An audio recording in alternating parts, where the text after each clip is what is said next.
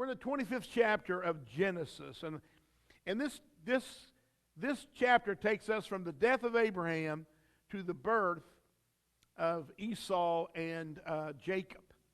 And so it covers quite a bit of time. And I remind you, when you read the scriptures, be sure you're thinking, because you may go from one verse to another, and it may be 20 years. You know, it's not like the next day or right there. You got to be mindful of that when you study the scriptures of how time passes. So today I'm going to try to just do an overview of what's in our text. And so you pray as I share, and we observe what God can teach us through the life. This is the ongoing saga of God's bringing one family into one nation. You know, and we'll be studying later how that Jacob and his family, you know, leave to go down to Egypt where Joseph is. And then 400 years later, they're there for 400 years later, they leave not as a family of 70, but of a nation. There's estimates anywhere between 600,000 and 1.5 million, you know. But the bottom line is that they're a nation. This is what God promises. If you remember, we've been talking about Abraham, how God made a covenant, an unconditional covenant with Abraham. And we're going to see, and this is so interesting, it should be so instructive of us, even when we don't cooperate totally or exactly or don't get it right, when we do things, God still maintains His purposes. You get that? You know, we want to be obedient, faithful servants.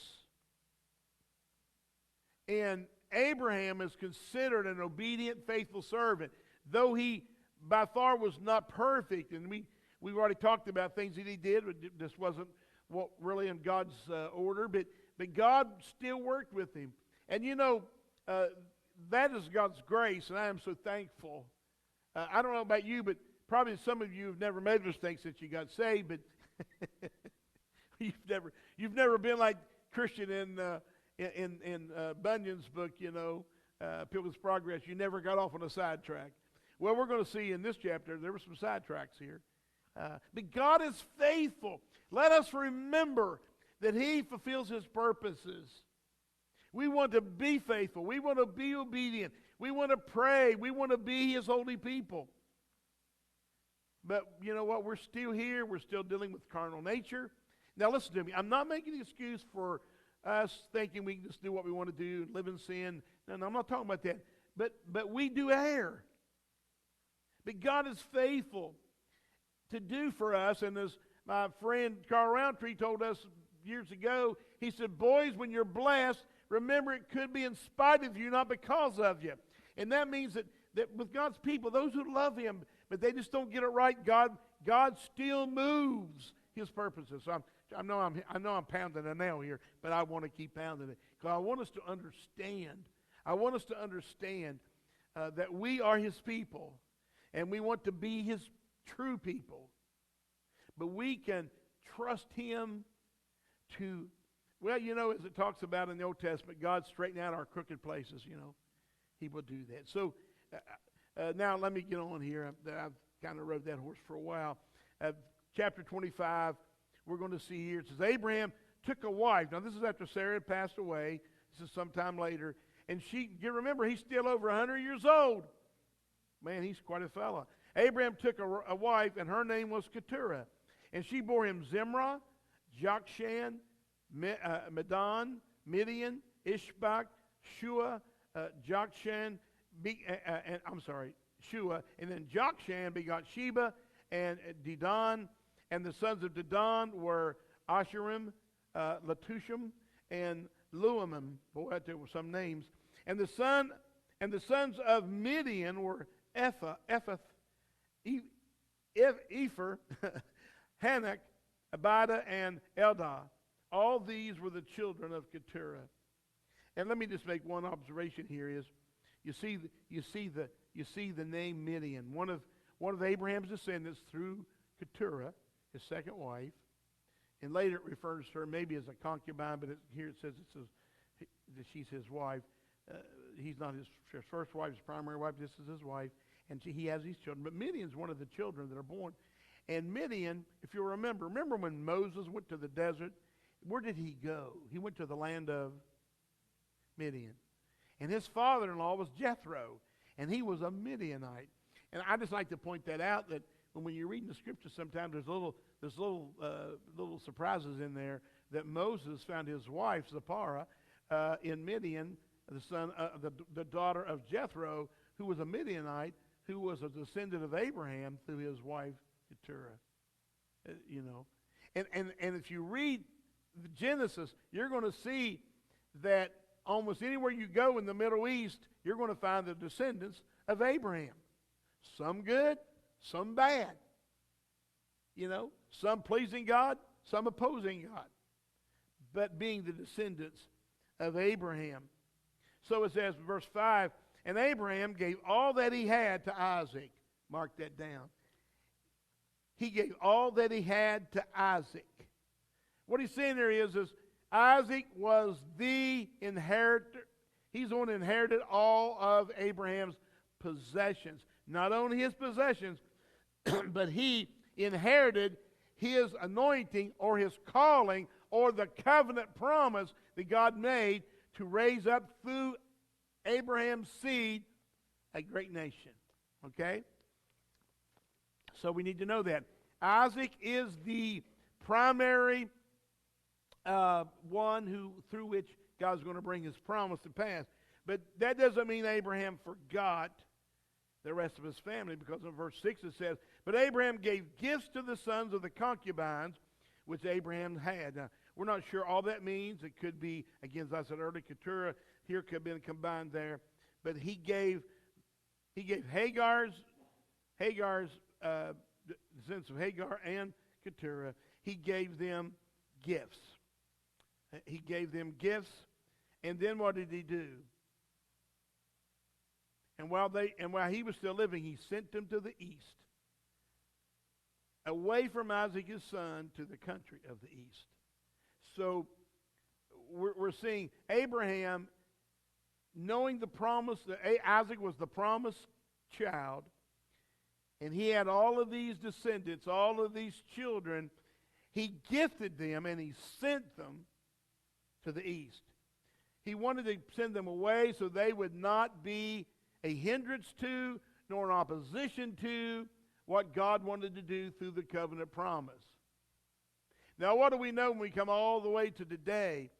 We know today that the opponents of Israel today come from these descendants of Abraham. And if you take these names and you see many of the names become the names of the cities and the nations whereby that came up, that rose up. And so God was working here, and Abraham had this discernment. So he everything he has goes to, and when it says everything, but he still took and he gave gifts, and we don't know what those were. We don't know what the gifts were. It doesn't outline that. Was it silver and gold? What it was? But he sent them to the east, away. It says away from Isaac. So Abraham is trying to get things in order here. And it says, verse 7, and this is the sum of the years of Abraham's life, which he lived 175 years. Then Abraham breathed his last and died in a good old age, an old man full of years, and gathered to his people. If you'll remember, Abraham, when he was in one pickle, I think it was with Abimelech, he was I'm sorry, maybe it was there. He was told, don't worry, you're going to live to be in a good old age. Or it might have been back, well, I'm getting my references mixed up here, but Abraham was told, you're going to live to be a good old age. And guess what he did? He lived to be 175 years old. And it says that it was a good old age. I like the way I put it. It was a good old age. And he was an old man. He was full of years. And he was gathered to his people. And what happens here? Well, it says that, and his sons Isaac and Ishmael buried him in the cave of Machpelah, which is a Mamre, in the field of Ephron, the son of Zohar the Hittite, in the field which Abraham purchased from the sons of Heth. Then Abraham was buried, and Sarah his wife. And it came to pass after the death of Abraham that God blessed his son Isaac, and Isaac dwelt in Beer-lahai-roi. Now, this is one of the only places here that you're going to find Isaac and Ishmael together. Sometimes my emotional self, when I read about Ishmael, I feel sorry for him. But we got to remember that God doesn't move and carry out his purposes on how we feel about people. You know, I mean, I feel sorry for him because I realize as I study that he spent 15 years with his father Abraham before Isaac was born. Now, you know there was a bond there. You know there was a bond there. But what we're seeing here is that we have to keep our eyes on God's purposes. God had a purpose. God knew Ishmael. He knew his personality. He knew the way he thought, the way he would be. And we were told in prophecy that he would be one who was always at odds with his brothers, you know, at odds with people. That's the kind of person he would be. Later, Esau would be the same kind of person, we'll see. But here they were. They came together for their father, and they buried him as he had instructed them to do at this cave that he had purchased to bury his wife, Sarah, who he loved. And it tells us here that when they got this task of burying their father done, it tells us here that God blessed Isaac, and Isaac dwelt at Beer-lahai-roi. Now, did anybody here remember when the first time we heard Beer-lahai-roi? It was when Hagar ran away after her mistress Sarah got bitter. Well, she became bitter at Sarah because Sarah was jealous of her because she had a child, even though Sarah instigated that whole proposition. But she ran, and she ran away. She took Ishmael, and she ran. And she got into the desert, and then she got in distress because of the water and all of that. And an angel appeared to her, and he showed her the well and told her to go home, told her to go back. That's what he told her to do. But here it is here, and I think it's in chapter 12, where Hagar actually gives the name to this place. And here's what it means. And here's what she said. This is where God sees. God sees. God hears and God sees. Beer-lahai-roi means God hears here or God sees here. God saw her there. And here we see that Isaac and Rebekah, they're going to live here. And if you'll remember, this was also the place when Abraham's chief servant Eliezer, when he came back with Rebekah for Isaac, this is where Isaac was waiting. It said he was there meditating. He was there praying. He was there, I don't know, it didn't tell us what his prayers was, but he was there. He was waiting upon the Lord. So this also can be considered a place that would be where you wait for the Lord, where you wait for the answer to your prayers, where you wait. So Isaac takes up, when he becomes the head of the tribe, and that's the way they look at it in the Middle East. You might have many sons, but they're still under their father, who is the head of the tribe. Well, Abraham was the head of the tribe. Now Isaac is the head of the tribe. But it says he dwells here where God sees.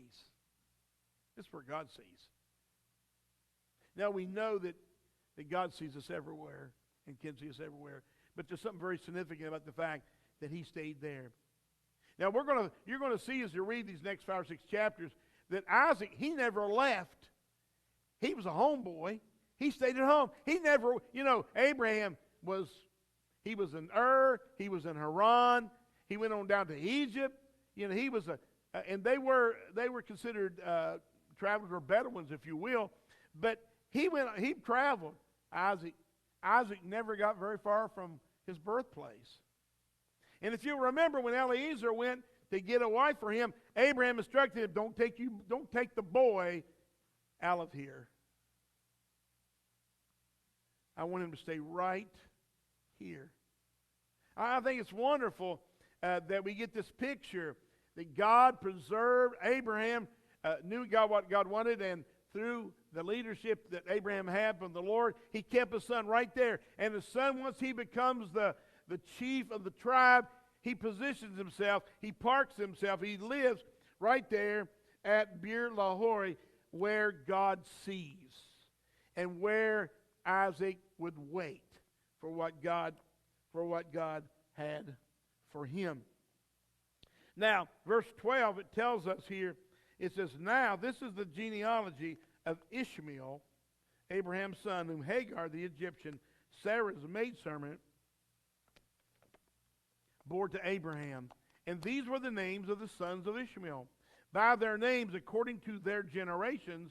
The firstborn of Ishmael, Nebajoth, then Kedar, then Adbeel, and then Misham, Mishma, Duma, Massa, Hadar, Tema, Jetur, Naphish, and Kedemoth.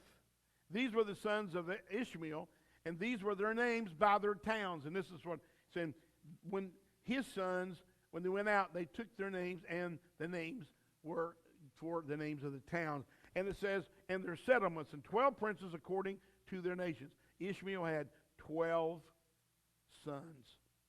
These were the years of the life of Ishmael, 137 years. And he breathed his last and died, and was gathered to his people. And his people, they dwelt from Havilah as far as Shur, which is east of Egypt, as it goes towards Assyria. He died in the presence of all his brethren. So God had promised Hagar and about Ishmael, don't worry, I'm not going to forget Ishmael. Because just like Abraham did not forget his other sons, God did not forget Ishmael. He promised he'll become a great nation also. And we know that he did, and we see his descendants even here today. And so that is giving us the foundation of what we know about Ishmael. And if you study about what happens with God's people and with their enemies, you can come back to this chapter and see where all that began. And then it tells us, verse 19, this is the genealogy of Isaac, Abraham's son. Abraham begot Isaac, and Isaac was 40 years old when he took Rebekah as wife. She was the daughter of Bethuel the Syrian of Paddan Aram, and the sister of Laban and the Syrian. Now remember that Laban is Rebekah's brother. Okay, all in the family, right? All in the family here. So it tells us here that Rebekah come from Paddan Aram, and it says in verse 21, now Isaac pleaded with the Lord for his wife because she was barren. And the Lord granted his plea, and Rebekah, his wife, conceived. Point and example. Isaac was a man who believed in prayer. How many times do you think he sat around the fire at night when Abraham would tell the story of how, in answer to prayer, God granted him and Sarah Isaac?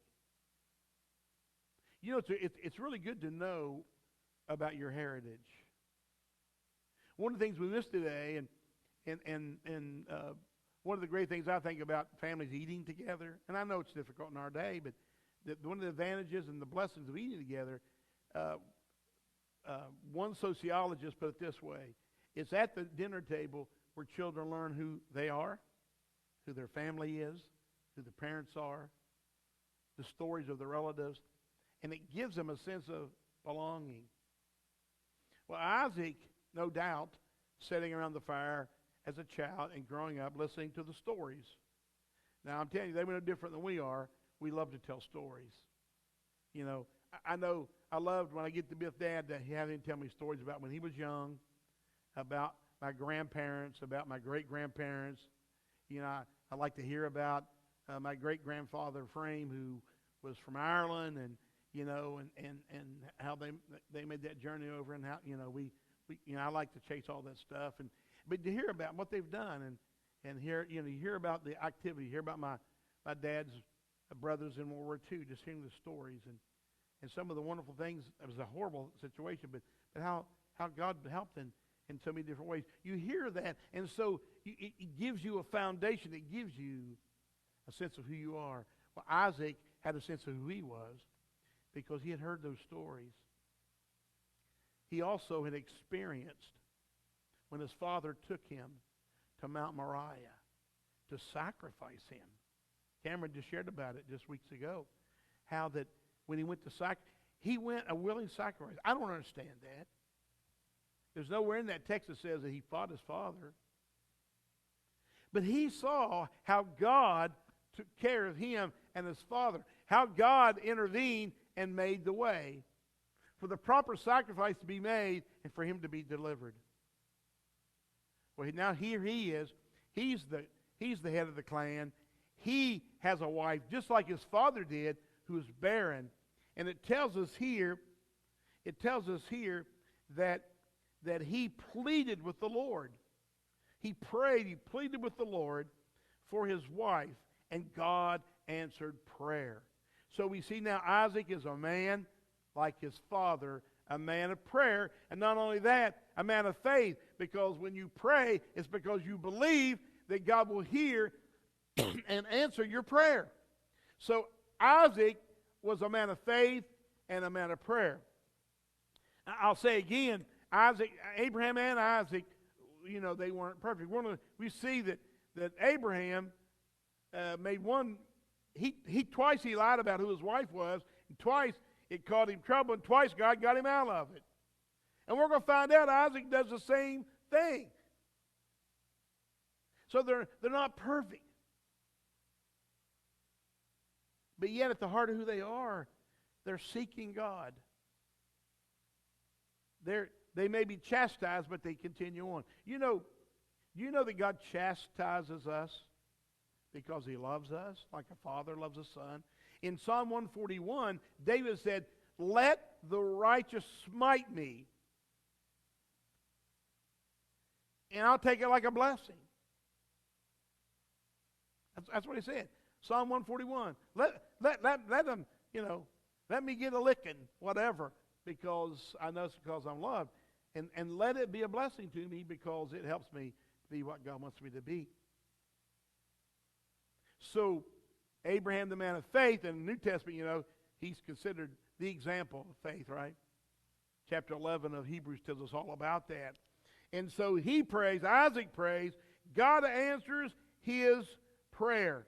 And remember, he's living in a place whose name is God sees. God sees. God saw him, God saw Rebekah, God heard his cry, and God answered his prayer. And it says, and then immediately, again, like here's where we see time passing from verse to verse. But then it says, and immediately it talks about her pregnancy in verse 22, but the children struggled together within her. And she said, "If all is well, why am I like this?" So she went to inquire of the Lord. Isaac was a man of prayer. Rebekah was a woman of prayer. What an example for us. That we're to be people of prayer. We're to be couples. As couples, we're supposed to pray. We're supposed to pray for each other, with each other. It's very, very important to our walk. And so here she cries out to the Lord, "Lord, what in the world's going on?" Now, I've never been pregnant, okay? But my wife has been pregnant, and the second pregnancy was twins. And I will tell you, there was times she said, I don't know what in the world's going on. And it turned out, when they were born, Abby was the first out and Peter was the second. And I have the idea that Abby was kicking the tar out of Peter. You know, I kind of think that because, as they was growing up, she was always more dominant and he was kind of docile. And I thought, oh, he learned that in the womb. But here, Rebecca's got she's got this activity going on in her womb, and she goes and she asks the Lord, Lord, does this mean something? And you know what? It did mean something. It did mean something. So it tells us here, she inquires of the Lord answers her prayer, and here's what the Lord says, 2 nations are in your womb. Now remember, the promise is through Abraham and through Isaac that there'd be one great nation. And we know that through that one great nation was the promise of Messiah, Jesus Christ. 2 nations are in your womb. 2 people shall be separate. 2 peoples shall be separated from your body. 1 people shall be stronger than the other, and the older shall serve the younger. And this is interesting because Ishmael was the older child for Abraham, and it turns out that Ishmael, did not receive the commission, if you will, but Isaac did. And now it's going to be the same. The older child the one comes is birthed first is going to serve the one that's birthed second. And so this is the Lord's prophecy. And we keep that in mind. This is what God says is going to happen. So verse 24 says, so when her days were fulfilled her to give birth, indeed there were twins in her womb, and the first came out red. And he was like a hairy garment all over, so that they called his name Esau. Afterward his brother came out, and his hand took hold of Esau's heel. So his name was called Jacob. Isaac was 60 years old when she bore them. That means that they had been married about 20 years. And so Esau, he comes out reddish,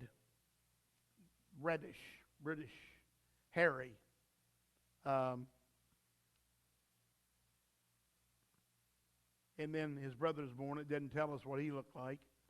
But we're going to find out later a little bit about him. And it says in verse 27, so the boys grew. And as they grew, Esau became a skilled hunter, a man of the field. But Jacob, he was a mild man dwelling in the tents. So Esau was out and about. Jacob stayed home close to mom, right? This is really a description of me and my brother, growing up. I'm and Dad could tell you when I was a kid, after breakfast, it was over. I'm gone. I'm out. Now I didn't go off places till I got older, but people said, well, you must have had ADHD when you was a kid. I said, probably so, but I didn't bounce off walls. I bounced off trees. I didn't know if that was true of me. I didn't know it because I never stopped. I was always outside going about. So, everybody just thought I was energetic, I guess. And my brother, though, he got out, of course, but he liked to hang around, and he was more a homebody. And then when we became adults, he left home and never came back. I mean, he comes back, but he went in the Air Force and traveled the world, But these two here are so different. And Esau's a hunter. And he loves the field. He loves hunting, eating of the field. And Jacob likes to stay home. Maybe he's a chef and likes to hang around the house. But here is a key verse in verse 28. And this is instructive to us, to every parent. And Isaac loved Esau because he ate of his game. But Rebekah loved Jacob. And I know this is not totally unnatural. I know there's some children that are closer to one parent than the other. I understand that. Sometimes it's because of if a child is sickly or has different needs that they get closer to parents and for certain but we love all of our children. It's not saying that they didn't love both their children, but Isaac preferred Esau. Now that's interesting because guess what? Isaac was kind of a homebody. Like I said, he didn't move away. He didn't go out and run around all over the world. He stayed right there in that small area. And you don't see him much about him as far as talking. In fact, when you really get down to it, we don't know a whole lot about Isaac's personality. We really don't. It doesn't give us as much about that. But Jacob was more like Isaac, but Isaac loved Esau because he loved the food he brought home. He loved what he did. And maybe it was that Isaac had been a homebody, but envied those that were out in the field, and his son became that way, and he thought, boy, I wish I'd have been that way, and he really enjoyed it. Now, this is David speaking, not the Bible. But then Jacob, of course, like I said, was more of a homebody. And it tells us here, though, that there was this thing in the home where Isaac was more drawn to Esau and Rebekah to Jacob. And verse 29 tells us a story. This is where we'll conclude today. The verse 29 to the end of the chapter gives us a story and gives us a picture of what these two boys are going to be like. Okay? Now let's go back and remember, back in verse 23, we've already got God saying that Esau, being the older, will serve Jacob the younger. Okay? And who did he tell that to? Who got the word that the younger would serve? And don't you think maybe she shared that with Isaac? So it was an understood thing. And so that takes us forward here. It says, now Jacob cooked a stew, and Esau come in from the field, and he was weary. And Esau said to Jacob, please feed me with that same red stew, for I am weary. Therefore, his name it was called Edom. Edom, red. Okay? If you see Israel in your mind's eye today on a map, down just to the east and south today is the area of Edom. If you look at a biblical map, you'll see Edom there. That is where the people and the ancestors of Esau moved to and dwelt into the future here. So it tells us here, he loved that stew, and it says, and it was red, that he was called Edom. Esau also speaks toward the same meaning. And it says here, Jacob, and we don't know if Jacob's been told he's going to end up being the primary, the one being served. But, he grabbed the heel of his brother when he was being born. Right? And the word that describes that as in Hebrew is a gob. And it's a word they use for someone who's a conniver and a trickster. Now we're going to see that even though Jacob has the call of God to be the leader, and this we can learn this. God may have a call in your life, but you still have to do what's right. And we got to be cleansed of this nature that makes us want to work towards self-fulfillment, self-interest. And so Jacob, obviously he has some of that here because he says in verse 31, Esau's begging for some food. He really wants it. Oh, I'm so weary. I need something to eat. And Jacob says, okay. You want some stew? Sell me your birthright.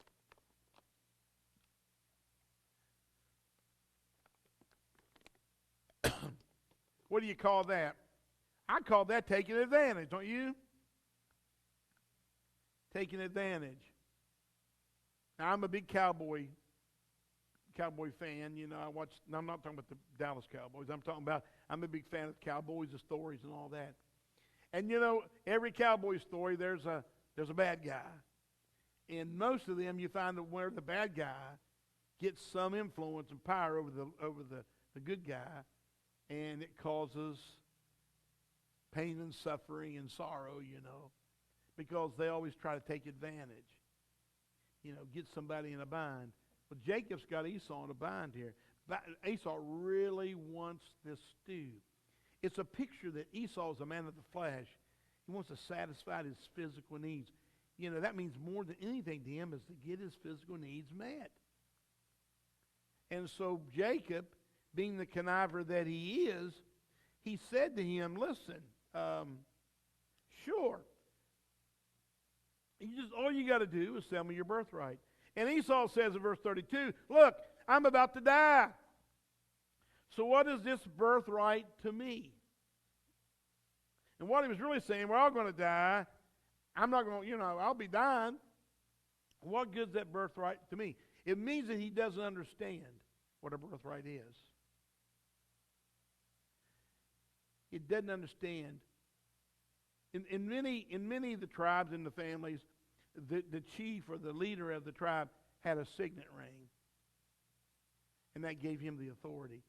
So when he would make a message or make an edict or whatever, and kings in the same way, they would use that to seal their words. Esau didn't understand the implications of what the birthright meant.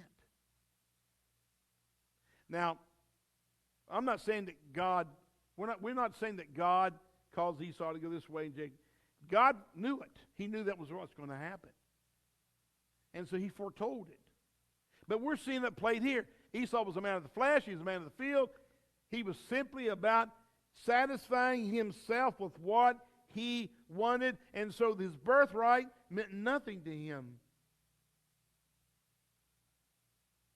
My friends, don't underestimate what your place in Christ means. Don't underestimate living a selfish, carnal life when you profess to follow Christ, and then that's opposite. If we're going to follow Jesus, we got to follow His words. We got to follow His will. And our birthright is eternity. And what's it worth? Well, it's worth. Jesus said it's so valuable that if your eye's going to stop you, get rid of it. If your hand's going to stop you, get rid of it. In other words, it's most serious. Esau just didn't understand what it meant to have this birthright. So, it tells us here, so he swore to him and sold his birthright to Jacob. And Jacob gave Esau bread and stew of lentils, and then he ate and drank and rose and went his way. Thus Esau despised his birthright. It tells us in Hebrews that God loved Jacob but hated Esau.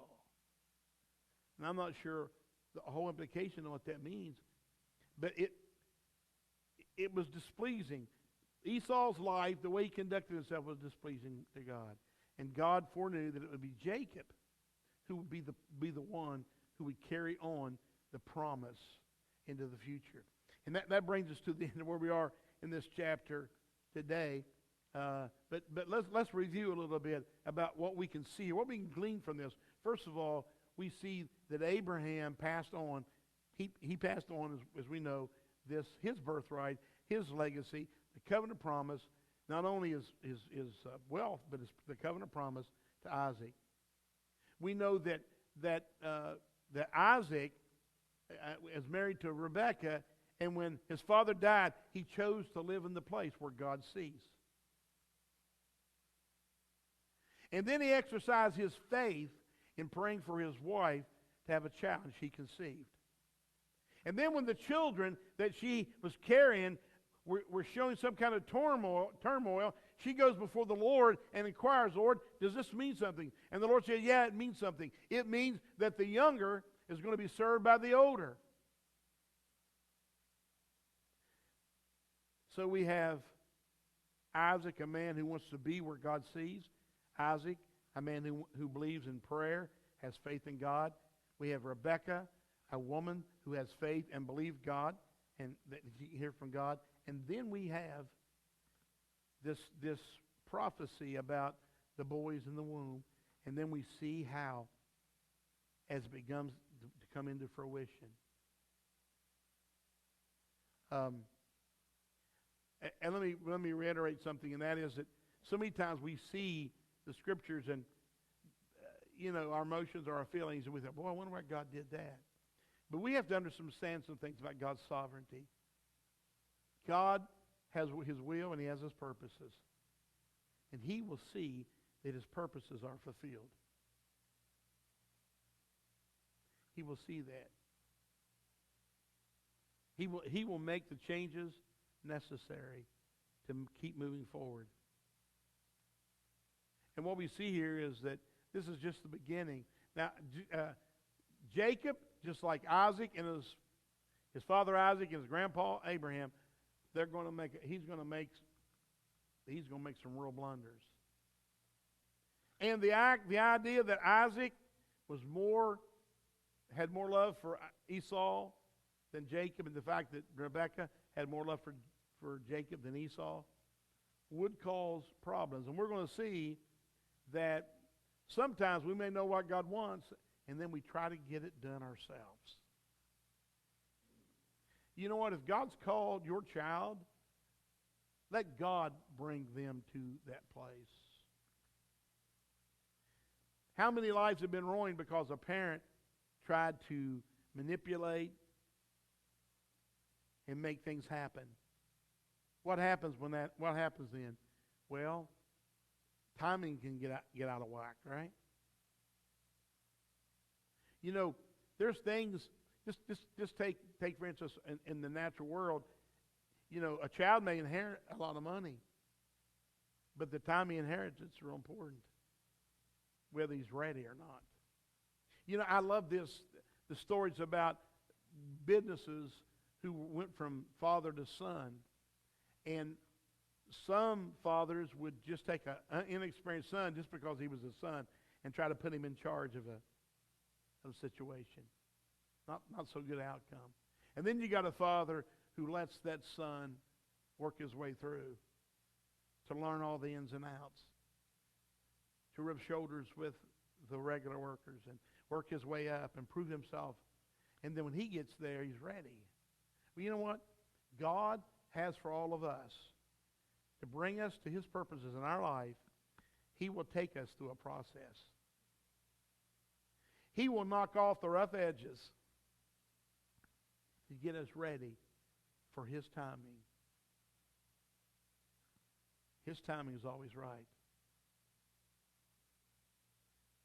Pray for your children. Pray for your children. Pray for their safety. Pray for their health. But pray for their future.